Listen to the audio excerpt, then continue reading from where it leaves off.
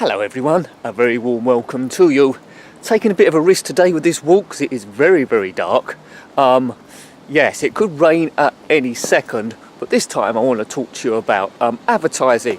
Are you susceptible to it? What's one of my words? Are you susceptible to it online, or can you resist it completely?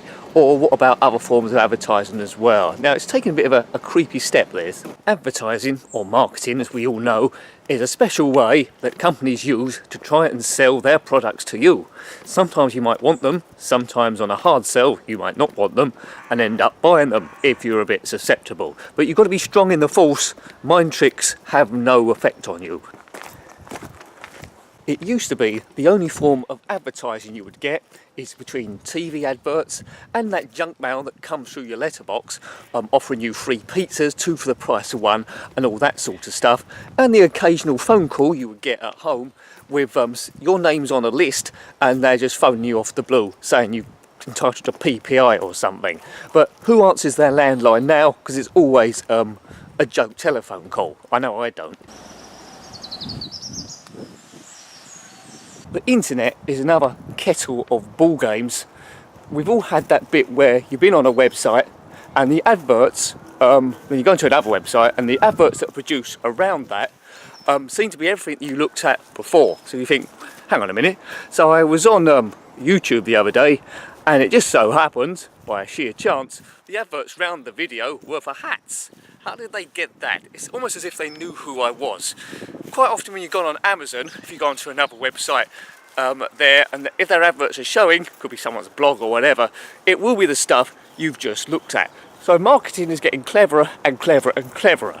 I don't mind this really. It seems to be the world, the way the world is going. And if you're strong-willed enough, you can always say no to this sort of thing.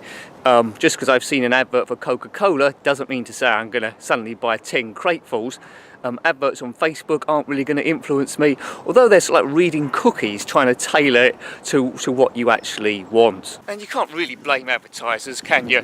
They will use everything in their reach via cookies, your web history, everywhere you've gone, to try and sell you stuff, because that's what makes their business profitable. And if their business isn't profitable, then they go bankrupt and you end up buying someone else's products. So that's all right. I've got no problem with that. People need to advertise, no matter how strongly. It's a bit weird with cookies, but the Data Protection Act changed slightly, so they can't have lots of stuff. But there is one thing that I do think is incredibly spooky, a new thing I've noticed. I was on the Channel 4's 4 on Demand service very recently, and an advert come up between the shows, and it actually called me by my name. It said, "Hi Nicky," in some stylised font, and it's to do with ice cream. I was thinking, hang on a minute, this is taking a bit of a sinister turn. The advert is now talking to me. Now this wasn't got through via some cookie, so it's not widespread everywhere. It's because it's free service, but if you're in the UK, but in order to access 4 on Demand, 4OD, you have to submit all your details, and obviously their database is now accessing my details to see what my name is, so the advertiser can address me by my actual name.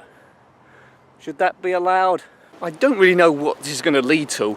Is it some point where the advert's going to actually start talking to you with like the brain power of Siri or some other higher power, give you a hard sell, just tell you how good the ice cream is and just keep trying to sell it and won't leave your house or play the program until you've actually bought some? Technology moves on, and I always like trying to predict where is it going to go, because if someone thinks something is possible, they'll always push it to the next stage.